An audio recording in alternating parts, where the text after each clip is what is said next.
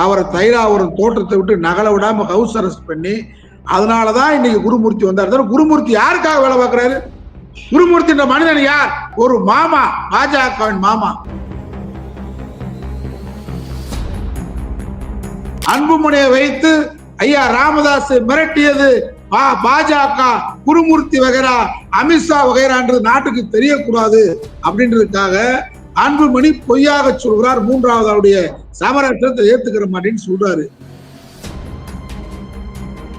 இவன் இன்னைக்கு பேட்டி கொடுக்குறான், போயிட்டு வந்து நான் பாஜக, நீ யாருக்காடா போற? நீ யாரு?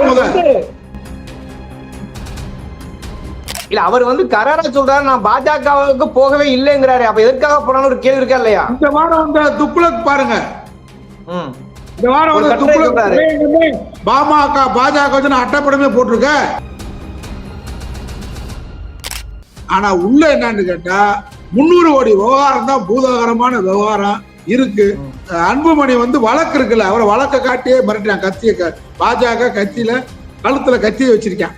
ஏய் போனையாக்க, நீ போனையாக்க மிரட்டிக்கிட்டே இருக்கா பாஜக.